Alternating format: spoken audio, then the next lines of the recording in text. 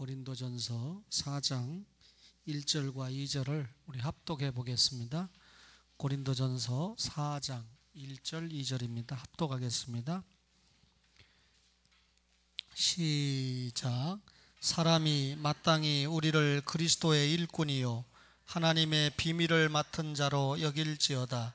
그리고 맡은 자들에게 구할 것은 충성이니라. 아멘.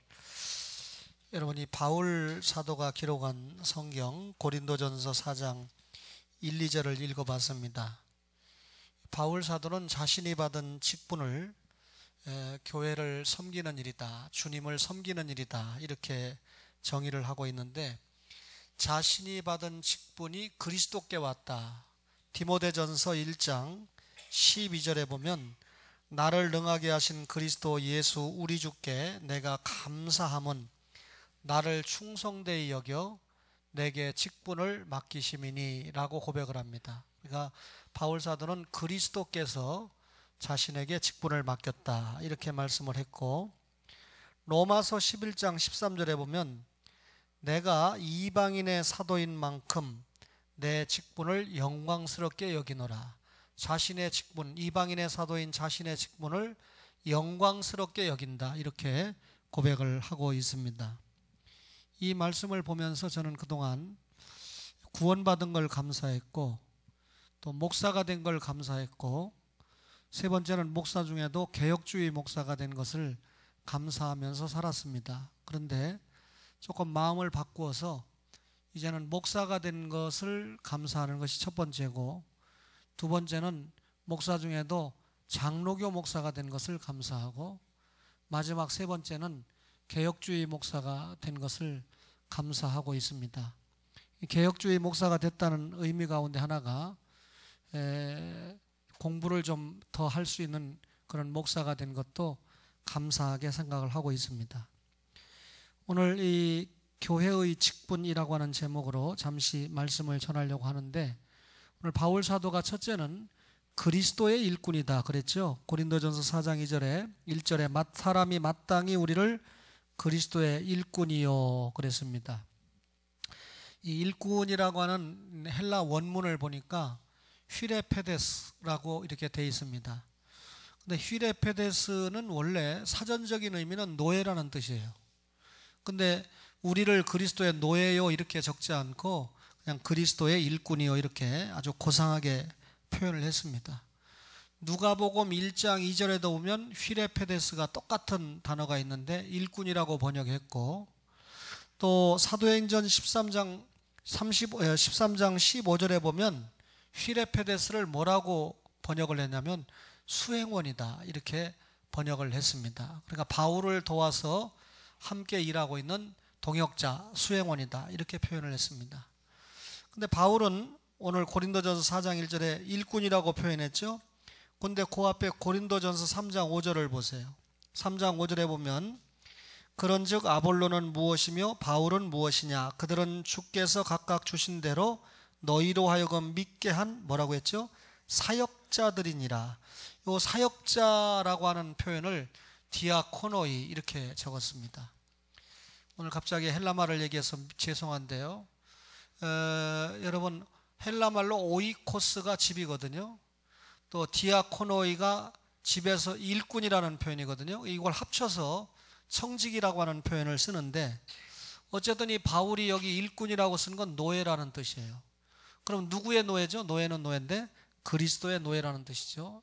이 어원적으로 보면 이 교회는 방주인데, 방주는 배 아닙니까? 그 배의 선장은 예수님이고, 예수님의 명령을 받은 노자비가 휘레페데스라는 거예요. 그러니까 예수님, 선장인 예수님의 명령을 받아서 열심히 노를 젓고 있는 것이 오늘 일꾼 휘레페데스다, 그 말입니다. 노예 중에 노예가 휘레페데스인데, 그런데도 불구하고 오늘 이 직분이 영광스럽다는 겁니다. 왜 노예가 영광스럽죠? 사람의 노예가 아니고 그리스도의 노자비, 그죠? 진리의 노자비, 복음의 노자비, 사랑의 노자비, 그렇죠? 여러분과 저가 노자비는 노자비인데, 휘레페데스는 휘레페데스인데 그리스도의 일을 위한 노잡이고 그리스도를 위한 노예의 역할을 감당하기 때문에 그것이 영광스럽다는 거죠. 여러분, 사탄의 노잡이가 영광스럽습니까? 그리스도의 노잡이가 영광스러운 거 아니겠어요? 다시 말하면 의의 종이 영광스럽지 죄의 종이 영광스럽지는 않잖아요. 의의 병기가 영광스럽지 불의의 병기가 영광스럽지는 않잖아요. 제가 목회에만 주력해야 되는데 그러지 못했습니다. 변명하고 싶지도 않고 핑계하고 싶지도 않습니다. 그러나 또 여러분들도 잘 알 겁니다. 또 여러분, 강의하는 사역도 나름대로 열심히 했습니다. 목회하면서 강의하는 사역을 감당하려니까 그 열심과 피곤은 곱이 돼야 되겠죠. 저는 지금까지 교회를 개척하고 월요일날 쉬어본 적이 없어요. 부목사를 좀 해봤으면 월요일날 좀 이 목사님처럼 좀 쉬어보겠는데, 어느 월요일날 전화해보면 사모님이랑 극장도 가 있기도 하고 식사도 가 있기도 하고 애기들 데리고 대공원도 가 있기도 해서 참 부러운 마음이 들었어요. 과거에 제가 교회를 개척했을 때는 월요일날 제 아내와 아들을 대공원에 떼어놓고 3시간 내지 4시간 이렇게 구경하게 하고 저는 그 시간에 가서 알바를 하고 왔습니다. 교회 사정이 어렵기 때문에 아무래도 초창기에는 그런 역할을 감당하면서 교회를 이끌어온 기억이 납니다. 그때 가르쳤던 딸이 인천 교대를 나와가지고 선생이 되고 남편은 길병원의 신경외과 의사로 사역하는 딸이 있습니다. 여러분, 어쨌든 의의 병기로 의의 종로로 다는 것이 너무 행복한데, 이번에 여자신학원에서 강정혜라고 하는 집사가 평상시 뭐 저를 잘 대화도 없는 집사인데 저를 찾아와서 교수님, 부산 외대에 종이라고 있죠. 배종이라고 있습니다. 근데 누가 특별히 저한테 찾아와서 학생들이 많은 체를 했다든지 교회를 다닌다든지 무슨 질문을 했다든지 그러면 조금 기억할 수 있을 텐데, 이 딸은 저에게 전혀 뭐 개인적으로 찾아온 일이 없기 때문에 이름은 알죠. 매 시간 제가 출석을 부르니까 아무개 이름을 들으면 그냥 익숙한 이름이다 하는 건 알죠. 그래서 이름은 내가 기억을 하는데 그 아이는, 학생은 자세하게 내가 기억을 못한다. 그러니까 이분이 하는 말이, 그 딸이 자기네 교회 출석하는데 자기가 이 대학부 교사를 하고 있기 때문에 그 아이를 가르친다는 거예요.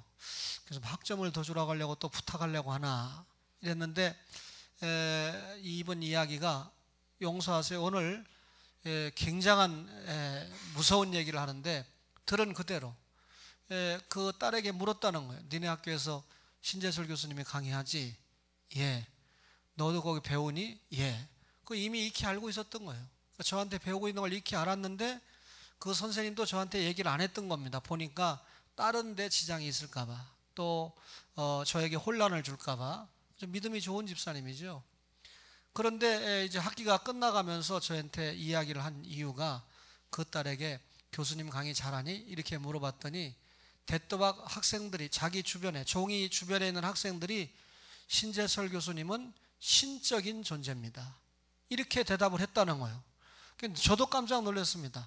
아니, 강의를 잘한다든지 열심히 해준다든지 다른 교수님보다 좋다든지 뭐 이런 표현 정도는 해줄 수 있는데 신적인 존재다라는 표현은 좀 과하지 않나, 저도 그렇게 생각했는데 그 말을 들으면서 강정혜 집사님이 그렇게 말했다는 거예요. 얘야, 사람을 우상시하면 안 되지. 어떻게 교수님이 신적인 존재야? 그러니까 아니, 하나님이라는 말이 아니고요, 그렇게 아이들이 좋아할 만큼 강의를 잘하신다는 뜻이에요. 이렇게 답을 했다는 거예요. 예, 아멘. 누가 아멘 했는지 몰라도 저 오전에 교육 잘했네. 그래 제가 이거 본전 찾아야 되겠다. 제가 그 말을 해서, 집사님, 그 집사님이 가르치는 딸이 그렇게 표현을 해줬으면 집사님 기분 좋죠? 그러니까 너무 기분이 좋아서 좋았다는 거예요. 그래서 제가 1월 12일 날 필리핀 간다는 얘기를 하고 250명의 피딩을 당신이 맡아라. 제가 그렇게 이야기를 해서 제 까닭 제 통장에 돈이 들어와 있어요. 저는 그 본전 찾습니다. 요거 이제 오늘 누가 홈페이지에다 올려버리면 이제 또 이게 다 전국적으로 공개가 되겠는데, 그래서 제가 가르치라고 그랬어요. 그 딸에게 표현을 그렇게 쓰면 안 된다라고 하는 표현을 가르치라고 했고, 그러다가 또 잘못 가르치면 안 되겠다 싶어서 제가 지난 시간에 마지막 그 친구를 만난 시간에 불러가지고 제가 얼굴도 보고 신앙 상태도 확인하고 그리고 좀 교육도 했습니다. 여러분, 그리스도의 일꾼, 영광스러운 일꾼이죠. 직분자로 이름이 오랫동안 써 있었는데 여기 이름을 오랫동안 써 있다는 건 이 일을 위해서 부단히 기도하자는 게 목적이었거든요. 그런데 제가 기도하자고 이렇게 얘기하니까 아차 이렇게 생각하는 분이 있다면 아직도 조금 생각을 해봐야 돼요.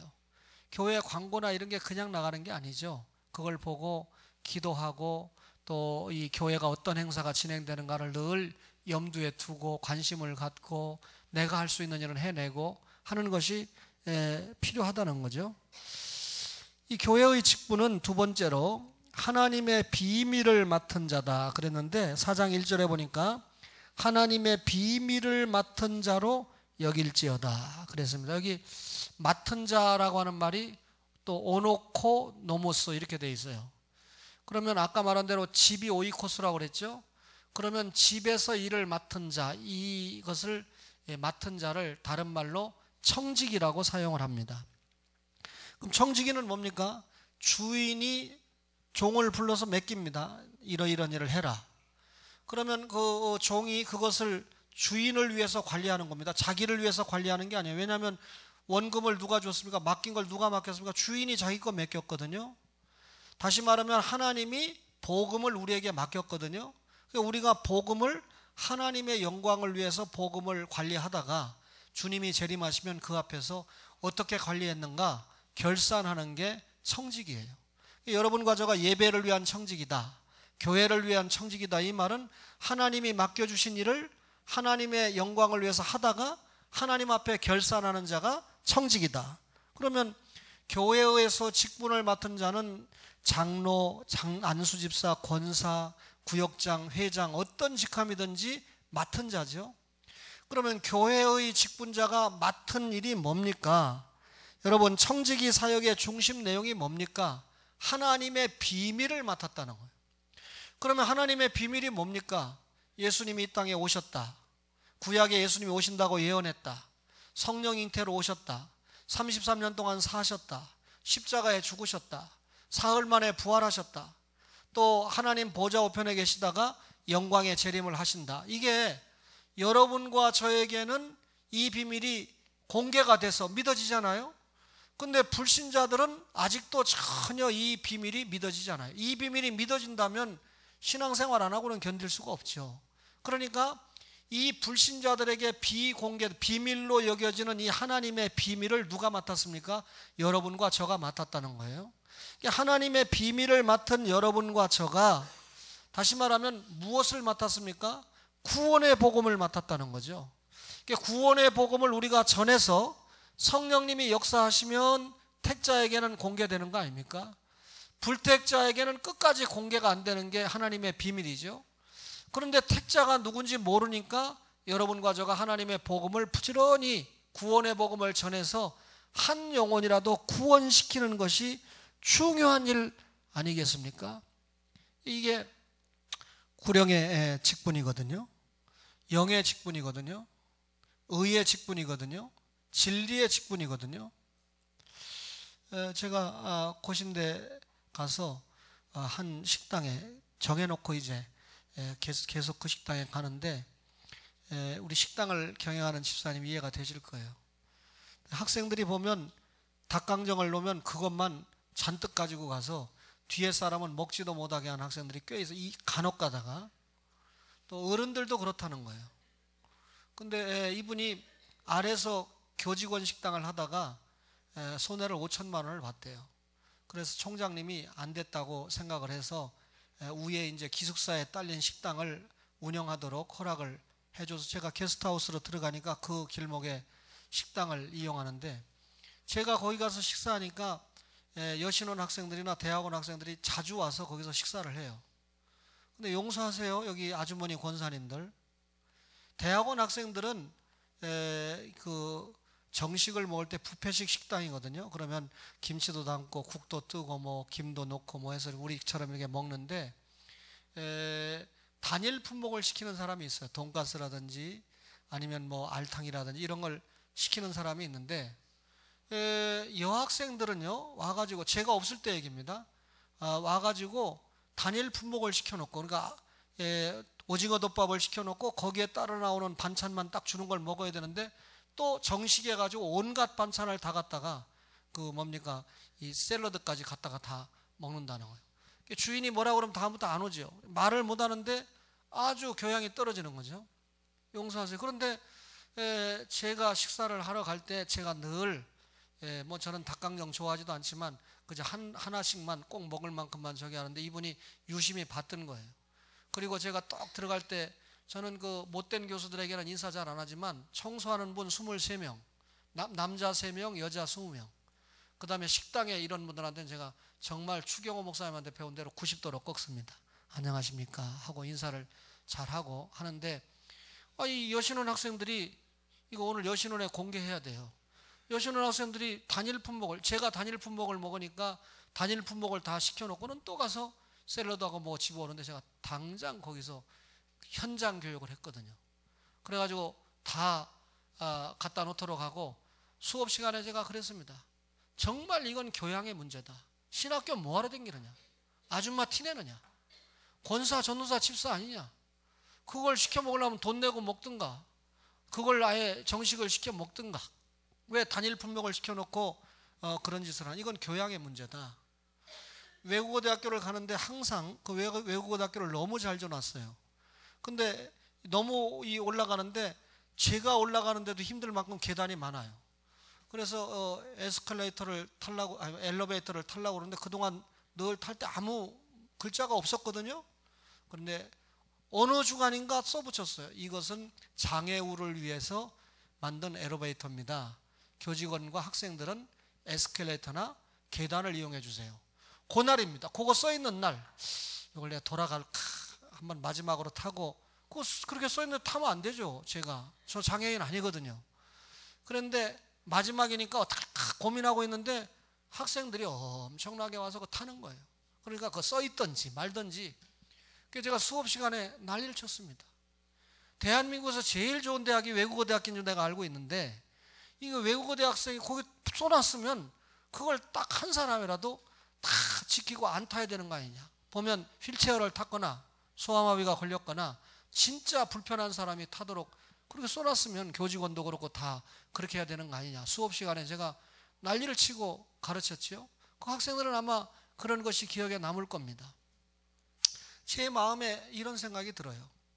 고신대학교에 정식 교수님들이 얼마나 많습니까? 물론 저도 교수 소리 듣고 왔다 갔다 하지만, 이분들이 이 23명의 청소하는 분들의 영혼에 관심을 갖는다면 불신자가 있을까요? 드디어 이름을 알았어요. 이름이 조성옥입니다. 이분하고 대화를 한참 하는데, 자기가 고신대학교 청소에 취직할 때는 신자냐 불신자냐 묻지를 않았다는 거예요. 근데 지금은 신자만 뽑는데요. 그래서 제가 또 강의할 때 그랬어요. 외대에서도 그러고, 고신대학교가 신자를 뽑는 거는 그거 차별 아니다. 신앙을 목적으로 세운 학교니까 신자 뽑는 게 당연하지, 신자 안 뽑으면 그게 차별이다. 그 외국어 대학교는 기독 정신을 표방하지만 신자 불신자 이거를 표방하기는 좀 어려운 점이 있어요. 일반 대학이기 때문에. 어쨌든 간에 그렇게 교육을 했습니다. 무슨 얘기하다 이 얘기합니까? 여러분, 우리는 하나님의 비밀을 맡은 그런 일꾼인데, 하나님의 비밀을 맡은 일꾼이 조금 이따 좀 설명하겠지만 이 상식적인 면이나 교양적인 면을 잘 지켜야 하나님의 복음을 전하는 일꾼으로서 먹힌다는 거죠. 제 마음에 교수님들이 강의만 하지 말고 참 학생들의 영혼을 위해서 저만큼은 아니더라도 조금 신경을 더 써주면 정말 좋겠다 하는 마음으로 기도를 했어요. 이제는 이상철 목사님 때문에 강의가 언제까지 될라는지도 모르지만 이제 정리를 해가는 마당에 그런 마음이 자꾸 생겨요. 마지막으로요. 맡은 자에게 구할 것은 뭐라고 그랬습니까? 충성이다. 4장 2절 다 같이 한번 읽겠습니다. 시작. 그리고 맡은 자들에게 구할 것은 충성이니라. 주님이 직분 맡은 자에게 기본적인 요구, 최우선적인 요구, 이게 충성이라는 거예요. 노자비들에게 최우선적이고 기본적인 요구, 충성이라는 거예요. 하나님의 비밀을 맡은 자들에게 최우선적이고 본질적인 요구, 충성이라는 겁니다. 그러면 여러분, 충성이라고 하는 게 뭡니까? 세 가지로요. 하나님과 바른 관계를 하는 게 충성이에요. 그럼 하나님과 바른 관계를 한다. 신전 인격자로 살아간다. 그 말이죠. 여러분, 우리가 하나님 앞에 충성하는 건 언제든지 자신이 가진 신앙으로 표현하는 거거든요. 여러분, 하나님에 대한 충성은 주님의 교회의 예배 출석으로 나타나야 됩니다. 셀렉트가 이렇게 말했어요. 오라, 일찍 오라, 모든 가족과 함께 오라, 앞자리에 앉으라, 경건한 마음을 품으라, 이웃을 위해 줄 것을 생각하라, 낯선 사람에게 친절하라, 그들은 교회의 손님이다, 헌금을 정성껏 드려라, 축도가 끝난 후에 문으로 뛰어나가지 말라. 이렇게 셀렉트가 이야기를 했습니다. 제가 수요일날 황우여 장관 때문에 외국어대학교 행사를 참석하느라고 수요예배를 참석하지 못했는데, 이상철 목사님이 얼마나 설교를 잘했는지 엊그저께 신방 갔더니 박수성 집사님이 엄청나게 은혜 받았다고 난리예요. 박수성 집사님은 제가 설교하면 은혜 받았다고 난리를 안 치시는데, 이상철 목사님이 설교하면 엄청 은혜 받았다고. 그래서 무슨 은혜를 받았습니까? 그러니까 이상철 목사님이 설교하는 중에 수요일과 금요일과 주일에 이런 공예배에 열심히 나오지 못하면 교회가 어떻게 돌아가는지 사정을 전혀 알지 못한다. 이런 비슷한 얘기를 하면서 교회 중직자들은 공예배 출석에 열심을 내야 된다. 이런 설교를 했다는 거예요. 저보고 박수정 집사님이 그 말에 엄청 은혜 받았다고 하면서 저한테도 뭐라고 하잖아요. 목사님, 담임 목사님이 설교하실 때 그런 말씀을 한번 해줘야 모든 성도들이 은혜 받으니까 꼭 해주세요. 그런데 제가 지금 했습니다. 여러분, 공예배 열심을 내시기를 바랍니다. 저 어른은 이 목양수필도 안 보잖아요. 목양수필에 쓴 걸 제가 여기다 넣어놓고 전달해야지 그러면서 오늘 몇 번째 만났는데도 아직까지 전달을 못했어요. 나중에 받아가지고 가서 읽어보시기 바랍니다. 여러분, 교회 예배 출석에 충성해야 돼요. 하나님과의 관계 충성은 성경에 충성하는 거죠. 아무리 강조해도요, 성경을 읽고 입으로 읽죠, 귀로 듣죠, 눈으로 보죠, 마음으로 깨닫죠, 행함으로 열매와 축복을 보는 것이 성경 아닙니까? 따라서 성경에 충성해야 돼요. 지난주와 오늘과 다음 주까지도 관계가 있는 설교, 기도에 충성해야 됩니다. 하나님과 교제죠. 성령 충만을 입는 것이 깊은 기도라는 건 두말할 필요가 없죠. 그 다음에 여러분, 감사에 충성해야 됩니다. 범사에 감사하라 그랬죠. 여러분과 제가 하나님을 향해서 기쁜 감정, 하나님에 대해서 좋은 감정을 표하는 것이 감사 아닙니까? 그래서 저는요, 조금 안 좋은 일이 생겨도 그것이 이런 일들을 통해서 하나님이 나에게 이런 것을 깨닫게 하는구나 라고 생각하면서 하나님 앞에 감사하는 마음이 있어요. 여러분, 살다 보면 기분 좋은 일만 있습니까? 참 언짢고 슬픈 일들도 많이 있잖아요. 근데 그런 일들을 통해서 나를 깨닫게 하는 경우가 많아요. 여러분, 사람과의 관계에서도 충성해야 되는데, 사람과의 관계 충성은 신전 인격자가 하나님과 관계죠. 사람과의 관계는 인화 협동적인 관계를 잘하는 거죠. 우선요, 사람과의 관계를 잘하려면 가장 기본적인 것이 상대를 하나님의 형상으로 봐야 돼요. 하나님이 인간을 만들 때 어떻게 만들었습니까? 하나님의 형상대로 짓지 않았어요? 그러니까 동물과 다르잖아요. 사람을 하나님의 형상으로 봐야 됩니다. 그래서 1계명과 6계명이 통한다고 그랬죠. 1계명은 나 외에 다른 신 위하지 말라. 6계명은 살인하지 말아라. 왜 관계가 있습니까? 살인하는 것은 여러분, 하나님의 형상을 파괴하는 것이기 때문에 그래요. 하나님의 형상대로 지음을 받았는데 살인을 한다, 죽인다, 이건 하나님의 형상을 파괴하는 거죠. 사람과의 관계가 잘 되려고 그러면 거듭남을 입어야 됩니다. 여러분, 중생을 받아야 된다 그 말이죠. 여러분, 중생 받지 못하면 지옥입니다. 그 다음에 사람과의 관계를 잘하려고 하면 부모 공경을 잘해야 되죠. 제가 우리 이 장로님들을 생각할 때 부모 공경을 잘 하시는 것 같아요. 제가 볼 때. 그 중에서도 우리 유 장로님은 정말 부모 공경 잘하죠. 어머니 때문에 자기의 인생의 반쪽을 포기할 만큼 부모 공경을 하고 있는 분이에요. 제가 더 이상 주석을 하지 않아도. 오늘 이 김순희 집사님이 이 미용 기술이 있는데 하길의 어머니를 미스 코리아를 만들어 놨어요. 이렇게 참 머리를 이렇게 짧게 잘라가지고.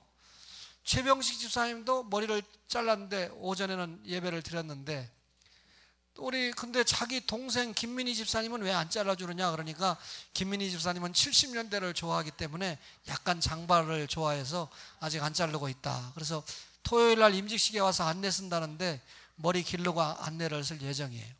어쨌든 제가 참 하길의 어머니 미스 코리아 됐습니다. 야, 어떻게 저렇게 머리를 이쁘게 잘 자를 수 있을까? 부모 공경이라는 건요, 교회에서는 어른 공경도 부모 공경에 해당되는 거죠. 교회의 지도자들에게 순복하고 그들을 기쁘게 하는 것도 사람과의 관계를 잘 하는 거죠. 그렇죠? 여러분, 우리 직분자들 가운데 많은 직분자가 있는데 우리 찬양대 지휘를 맡은 직분자도 있어요. 근데 아주 못된 찬양대 지휘자 같으면 자기가 지휘하죠. 부인은 반주하죠. 또 사실 이 사위사랑은 장모님 아닙니까? 근데 우리 교회에서 절대로 장모님과 사위관계를 유지하지 말라고 그랬어요. 전도사님과 교인과 양가의 관계를 제가 유지하라고. 그래서 전도사님이 무슨 얘기 하다가 우리 소영이가 어디 있어요? 전도사님 전도사님이고 전소영 집사, 우리 사위가 어디 있어요? 전도사님이고 구희진 집사, 이렇게 관계를 해서 목양을 하시기 바랍니다. 제가 그렇게 부탁을 했는데 한 번도 저에게 와서 무슨 후세를 하거나 쓸데없는 요구를 하거나 그러지 않습니다. 와가지고 하나 딱 부탁한 거, 목사님 찬양대 연습할 때 모든 대원들이 다 조용히 했으면 좋겠는데 자신이 좀 말하기 곤란한 부분도 있습니다. 목사님이 한번 공적으로 한번 교육을 해주셨으면 좋겠습니다.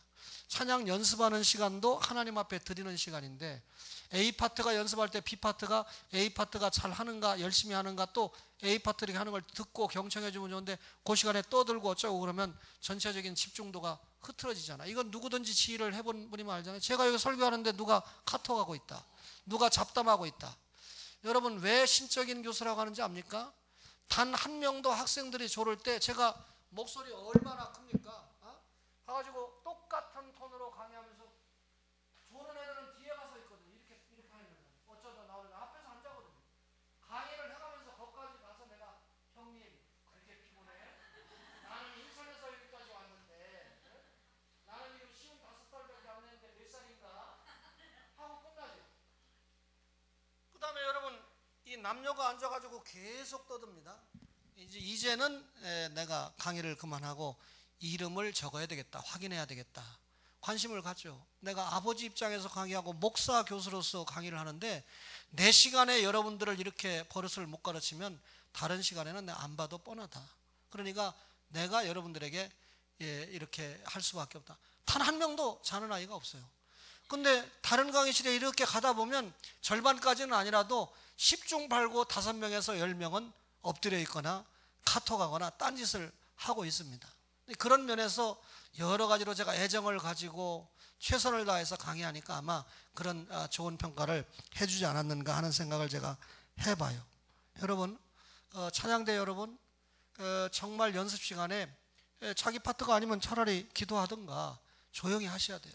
그래서 빨리 단합해서 마치고 저기 할 수 있도록. 그리고 진짜 연습할 때의 그 진지함이 본 찬양 시간에 나타나고, 그래서 찬양대원들 얼굴만 봐도 예배위원이니까 여러분들이 은혜가 될 수 있는, 찬양대원이 다음 주에 찬양을 토요일 날 하게 되니까 안내를 쓰실 분들이 별로 없어요. 이 연합여전도회가 장로님들을 안내 세워야 되겠다, 1층에 주차하고 그래야 되겠다. 그래서 내가 또 장로님들은 목사님들 인사도 하고 그래야 되니까 장로님들은 좀 빼주고, 그래서 김동현 집사님도 세우고, 제가 성훈이한테 야 성훈아 너 주영훈가 모식인가 결혼할 때 보니까 양복 착 빼입고 가서 왔던데 그 양복 입고 와서 토요일 날 안내서 예했어요.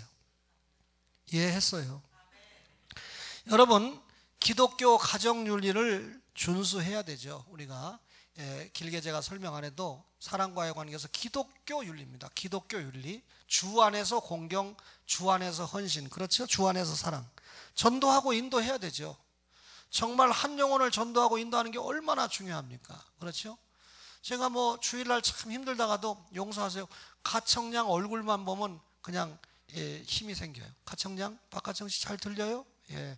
가청량은 내 설교를 잘 알아듣는 것 같은데 엄마는 아직도 한국말이 조금 딸려가지고 그러니까 정말 권영현 집사님과 김순희 집사님 목사가 그렇게 마음을 먹고 명했는데 어떻게 내가 일일이 다 확인합니까? 한번 기도하고 그렇게 얘기했으면 안 한다는 게 아니라 계속 접촉해주고 예배 시간에 어떤 설교를 했다는 것도 설명해주고 또 좀 이렇게 이 사랑을 베풀어주는 게 우리에게 필요하죠. 구제해야 되고 또 여러분 세계 선교의 일원이 돼야 됩니다. 우리가 인화협동적인 인격자에서 제가 필리핀에 여러분 알다시피 2011년도에 2달인가 가 있었잖아요. 그때 한 여성도가 저한테 찾아와가지고 얼마나 은혜 받았다고 하면서 자기가 왕성교회 길자연 목사님 교회에서 뭐 십몇 년 신앙생활하고 길자연 목사 그러면 한기총 회장 그때는 되기 전이지만 굉장한 사람이거든요. 그래, 야 제대로 배웠겠구나. 그랬는데 제가 2달 있을 때 보니까 별로 뭐 제대로 배운 것 같지는 않아. 뭐 이름은 그렇게 팔아놓고 제가 오늘 아침에 일어나서 기도하고 고일기를 써놓고 왔어요. 모레 올라갈지 글피 올라갈지는 모르겠는데 지금 스토리입니다. 근데 그 2달 동안에 은혜 받았다고 하는 권사와 전도사 자매가 있는데 그 아무개 목사하고 저를 불러서 필리핀 마닐라에서 최고급 식당 뭐 필리핀에서 11선 의원의 며느리니까 김종필 씨보다 더하면 더했지 못한 가문이 아니에요. 그러니까 국회의원을 평생 해먹은 집안의 며느리야. 그러니까 아들은 자기 아버지가 국회의원 평생 해먹는 거 보고 싫어서 국회의원 안 나오는 사람이야. 동네에서 하도 나오라고 하는데. 근데 필리핀은 그 정도 되면 자손은 엄청나게 부자거든요. 그런데 교회 이 헌금을 더 하고 싶어서 이 자매가 마닐라에다 한국 학원을 차렸다는 거예요. 얼마나 의립하게 그냥 했는지. 그런데 해놓고 보니까 학원이 안 돼. 마닐라의 중심가의 교통도 나쁘지 등등. 그러니까 안 되니까 이제 고민이 되는 거예요. 식사를 하면서 목사님, 신목사님 이걸 누가 관리비만 내주면 넘겨주겠는데 시설이가 뭐 1억이 들었다나 얼마가 들었는데 우리나라 1억은 들고 우리는 거기서 1억 들었다면 우리나라 10억 들은 거예요. 그런데 이것을 갖다가 권리비를 안 받을 테니까 누가 그냥 학원 잘할 사람이 인수만 해가면 그냥 주겠다고 그렇게 얘기를 하더라고요. 왜냐하면 거기에 매이니까 교회 봉사도 못하고 헌금도 못하고 엉망이 된 거예요.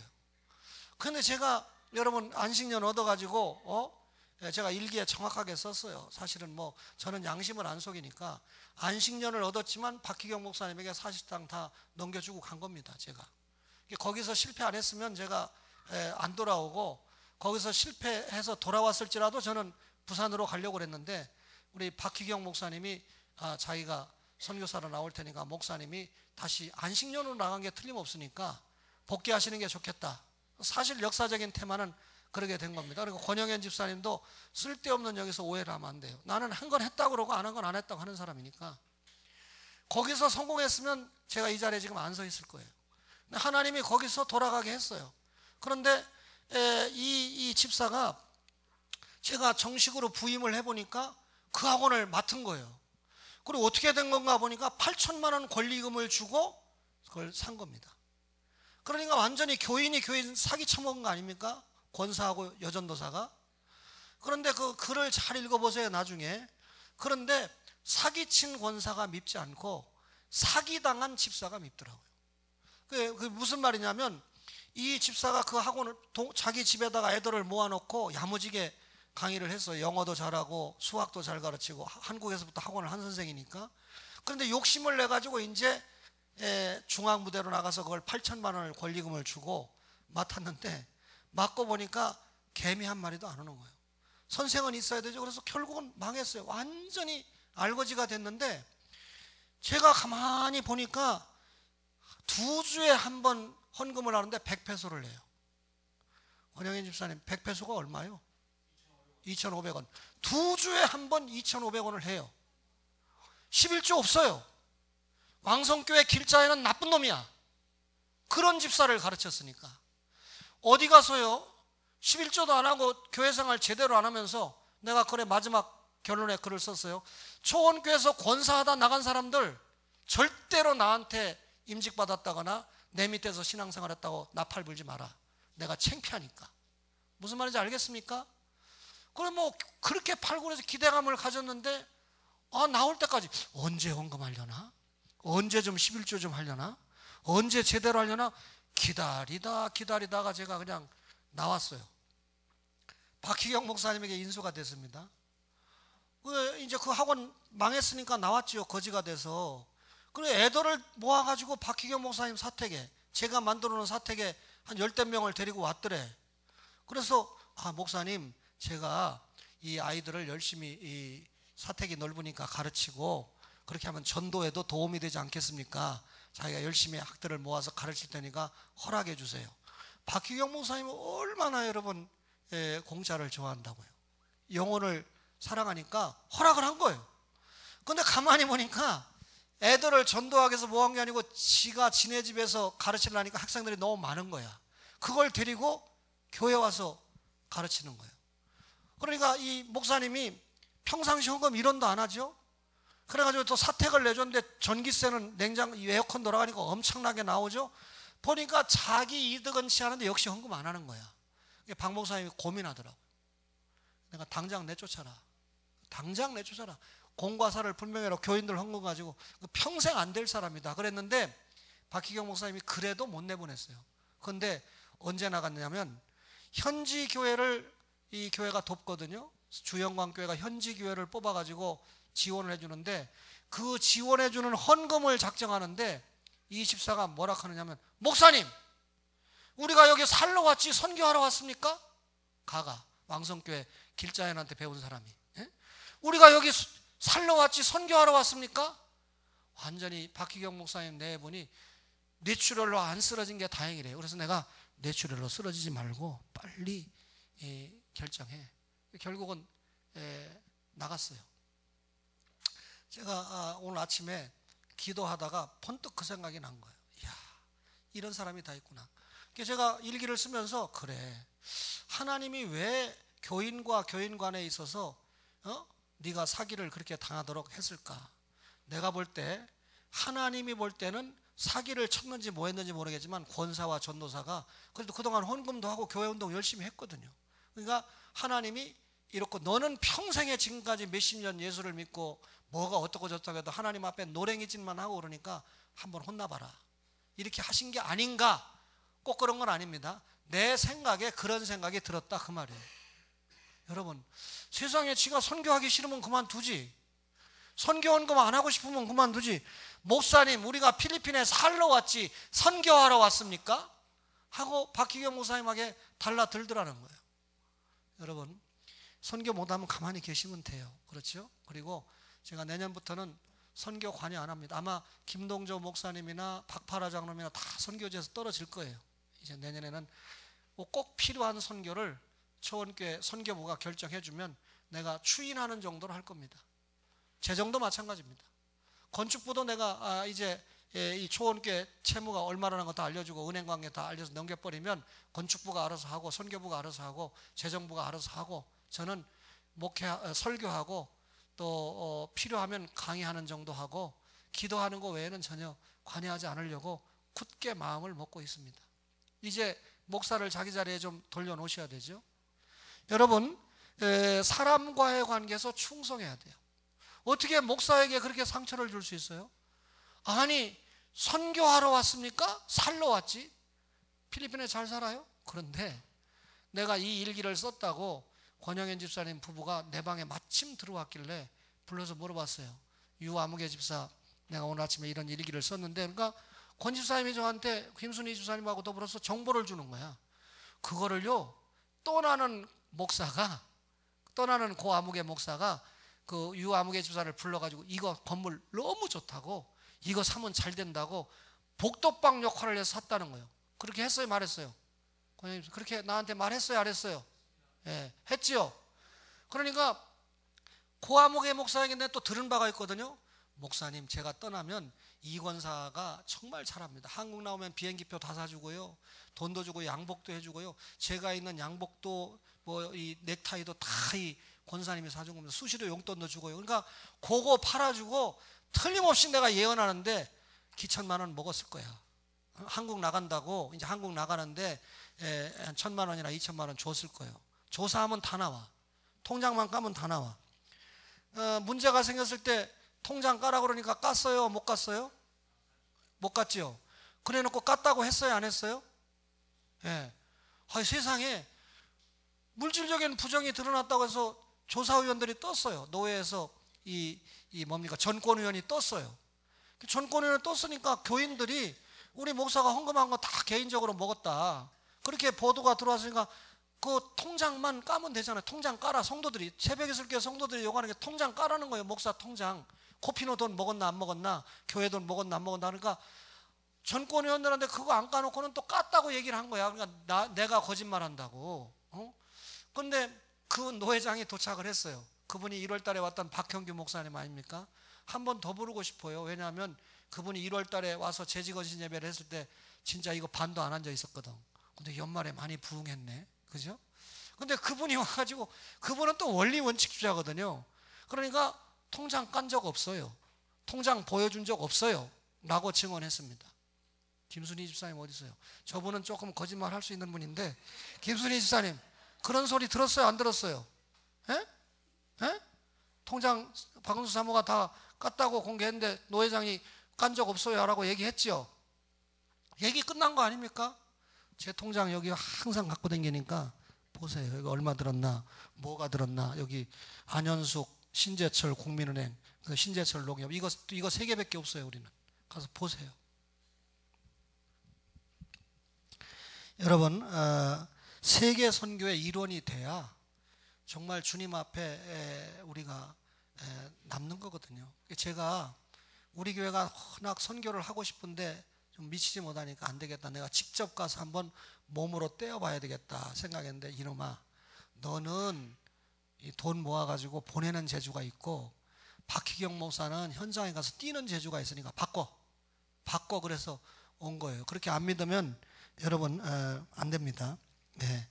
12월 1일 날 또 내일이네, 또 우리 문영숙 사모님이 또 온다면서요. 여러분들은 뭐 형숙이가 오든지 말든지 아무 생각 없지만 저는 박희경 목사님이 오는 것보다 더 반가워요.